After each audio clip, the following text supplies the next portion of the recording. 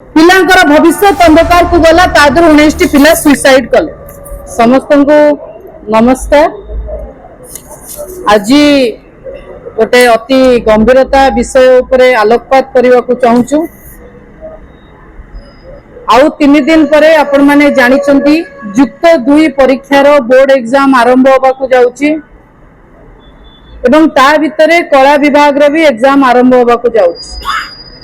आपण माने देखिले एसआई परीक्षार पेपर लीक इशू तमाम 18-19 मास रे 17-18 टी परीक्षार पेपर लीक विषय भी आपण माने अवगत अछंती। एबे जेतबळे 3 दिन परे युक्त 2 रो बोर्ड एग्जाम आरंभ होबा को जाउची। एग्जाम आरंभ हेनी, एग्जाम सरीनी। एग्जाम रो मूल्यांकन को नै कि परीक्षा खातार मूल्यांकन को नै कि प्रश्न उठी। तेलंगाना को सरकार को परीक्षा अंडर रे जेतबळे पिला परीक्षा देइतिले पाखा पाखी 3 लाख परीक्षार्थींकर भविष्य अंधकार को ठेली दिया जाइतिला।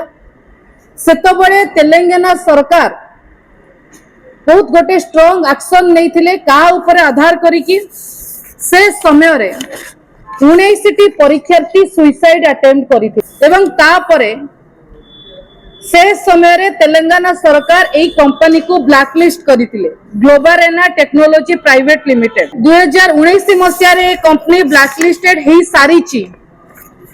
एबे एई सरकार डबल इंजन सरकार भारतीय जनता पार्टी सरकार को आधार रे गोटे सरकार टू ब्लैकलिस्ट हो सारिथिबा कंपनी को ओडिसा रो आर्ट्स परीक्षार मूल्यांकन करबा को देइचंती।